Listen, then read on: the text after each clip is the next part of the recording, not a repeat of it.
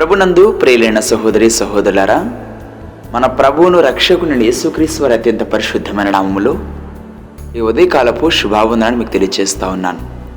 అనుదిన వాగ్దానములుగా ఈ ఉదయకాలపు వాగ్దానము అపోస్తలుడైన పౌలు ఎఫెసీయులకు రాసిన పత్రిక 2వ అధ్యాయము 13వ వచనము.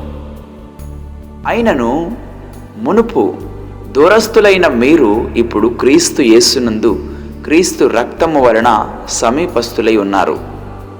అయినను మునుపు దూరస్తులైన మీరు ఇప్పుడు క్రీస్తు యేసునందు క్రీస్తు రక్తము వలన సమీపస్తులై ఉన్నారు.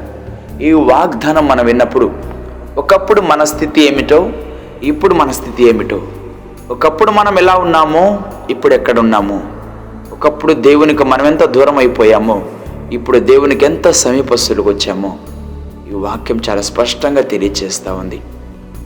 మనము దేవునితో నిరంతర సహవాసాన్ని కలిగి ఉన్నప్పుడు అమూల్యమైన క్రీస్తు యొక్క రక్తము మనల్ని దేవునికి సమీపంగా చేస్తూ ఉంది. మునుపైతే మనము దూరస్తులుగా ఉన్నాము. అయితే నా ప్రియ సహోదరి సహోదరులారా, ఇప్పుడు క్రీస్తు యేసునందు క్రీస్తు రక్తము వలన దేవునికి మనం సమీపస్తులుగా ఉన్నాము. నా ప్రియ సహోదరి, నా ప్రియ సహోదరుడా, అయినను క్రీస్తు యేసునందు మునుపు దూరస్తులైన మీరు అనే మాట మనం గమనించినప్పుడు మన ఒకప్పుడు స్థితి మన పాపములను బట్టి కానీ, మన అవిధేయతను బట్టి కానీ, మన చెడు నడకను బట్టి కానీ, మానవుని యొక్క శరీర స్వభావాన్ని బట్టి కానీ దూరం వెళ్ళిపోయినప్పుడు, దేవునికి ఎంతో దూరంగా ఉన్నప్పుడు మరలా యేసుక్రీస్తు వారి రక్తము మనందరినీ కూడా దేవునికి సమీపంగా చేస్తూ ఉంది. మనము క్రీస్తు యేసునందు ఉన్నామనియు ఆయన రక్తం వలన మనము దేవునికి సమీపస్తులుగా చేయబడ్డామనియు ఇక్కడ వాక్యంలో చాలా స్పష్టంగా తెలియచేస్తూ ఉంది. ఈ వాక్యం మనము ఎఫెసీ పత్రికలోని 1వ అధ్యాయము 3, 4 వచనం మనం గమనించినప్పుడు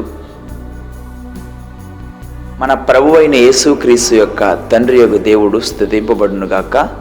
ఆయన క్రీస్తు యేసునందు పరలోక విషయములలో ఆత్మ సంబంధమైన ప్రతి ఆశీర్వాదమును మనకు అనుగ్రహించును. క్రీస్తు యేసునందు మనకు ఒక స్థానం అనేది దేవుడు సిద్ధపరిచున్నారండి. ఒకప్పుడు మనము దేవునికి దూరమైనప్పుడు మన స్థానం ఎలా ఉందో, మన స్థితి ఏమైందో మనం గ్రహించవలసిన వారంగా ఉన్నాం. ఇప్పుడు మనం ఎంత సమీపంగా దేవునికి దగ్గరకు వచ్చినామో ఆ సమీప స్థానాన్ని మనకు కలిగించింది ప్రభువైన యేసుక్రీస్తు వారి రక్తమని ప్రతి మానవుడు గ్రహించవలసిన వారైనారు. అవునండి, ఆదాము చేసిన అవిధేయత, ఆదాము శరీర స్వభావముగా పాపము మానవాళికి ఏ విధంగా సంక్రమించిందో, ఆదాము అవిధేయత వల్ల పాపము ఈ లోకానికి ఏ విధంగా ప్రాప్తించి దేవునికి మనము దూరం అయిపోయినామో, అప్పటి వరకు ఆదాము పాపం చేయకముందు దేవునితో ఎలాంటి సహవాసాన్ని కలిగి ఉండేవాడో, పాపం చేసిన తర్వాత దేవుని మాటను ధిక్కరించిన తర్వాత ఆ సహవాసాన్ని కోల్పోయినాడు. అయితే మరలా ఆ సహవాసాన్ని మనకి దేవునికి సమీపస్తులుగా చేసిన విధానం ఏదైనా ఉందంటే, మనల్ని దేవునికి చెంతకు తీసుకెళ్ళింది ఏమైనా ఉందంటే అది ప్రభువైన యేసుక్రీస్తు వారి రక్తము మాత్రమే జ్ఞాపకం చేసుకోవాలి. నా ప్రియ సహోదరి, నా ప్రియ సహోదరులారా, మునుపు దేవుని ఎరుగక మునుపు లోకంలో తిరిగి ఉన్నావు. దేవునికి దూరంగా ఉన్న పాపములో జీవించావు. అయితే క్రీస్తు యేసు యొక్క ప్రేమ దేవుని చెంతకు నడిపించింది. క్రీస్తు రక్తము ప్రతి మానవాళి, నిన్ను నన్ను మనందరిని కూడా రక్షించింది. క్రీస్తు యేసు రక్తం ద్వారా ఇప్పుడు దేవునికి సమీపస్తులుగా నీవు జీవించగలుగుతున్నావు. ఎప్పుడు జ్ఞాపకం చేసుకో, ఎవడైనను క్రీస్తునందున ఎడల అతడు నూతన సృష్టి. అవును, పాత జీవితము, చీకటి జీవితము, అంధకారంలో జీవించిన విధానమైనప్పటికీ యేసుక్రీస్తు వారి రక్తము నీ పాత జీవితాన్ని, ఆ చీకటి జీవితాన్ని, ఆ అంధకారమైన పరిస్థితుల నుంచి దేవునికి సమీపస్తులుగా చేసి నీలో ఉన్న ప్రతి ఒక్క చీకటిని తొలగించి ఆయనను వెలుగు సంబంధికునిగా, ఆ మన దేవుడు ఏ విధంగా అయితే వెలుగు చెందిన వారై ఉన్నారో ఆయన పిల్లలమైన మనము యేసుక్రీస్తు వారి రక్తం వలన వెలుగుగా మనం మార్చబడి ఉన్నామని జ్ఞాపకం చేసుకోవాలి. నా ప్రియ సహోదరి, నా ప్రియ సహోదరులారా, అయినను మనము మునుపు దూరస్థులమై ఉన్నాము, మనం ఎంతో దూరంగా ఉండిపోయినాం. అయితే క్రీస్తు యేసునందు క్రీస్తు యేసు రక్తం వలన మనం ఇప్పుడు దేవునికి సమీపస్తులుగా ఉన్నప్పుడు నీ స్థితి ఏమైనదో, నీ స్థానం ఎలా ఉందో ఒక్కసారి నీవు ఆత్మ పరిశీలన చేసుకొని, ఇంకా రక్షింపబడకుండా ఉన్నావా, ఇంకా యేసుక్రీస్తుని సొంత రక్షకునిగా నువ్వు స్వీకరించకుండా ఈ జీవితానికి నీకు నచ్చిన జీవితాన్నే కొనసాగిస్తూ నువ్వు మునుపు దూరస్తుడిగా అయిన పాపమును లేకపోతే ఈ లోకాన్ని స్నేహించి దేవునికి దూరముగా ఉన్నావా, యేసుక్రీస్తు వారి రక్తంతో నువ్వు కడగబడిన వారిగా ఉన్నావా, ఒక్కసారి నువ్వు ఆత్మ పరిశీలన చేసుకో.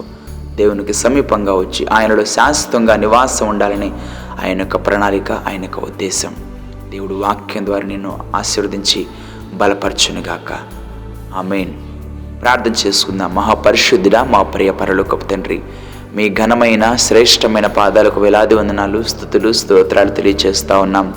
ఈ ఉదయకాల సమయమున మీరు మాకిచ్చిన ఈ శ్రేష్టమైన వాగ్దానాన్ని బట్టి మీకు స్తోత్రాలు. మునుపైతే మేమెందో మీకు దూరం అయిపోయినాము. మా పాత జీవితము, పాత ఆలోచనలు మమ్మల్ని మీకు దూరంగా చేసినప్పుడు, ఇప్పుడైతే క్రీస్తు యేసు రక్తమునందు మీకు మేము సమీపస్తులుగా చేసిన విధానాన్ని బట్టి మీకు స్తోత్రాలు.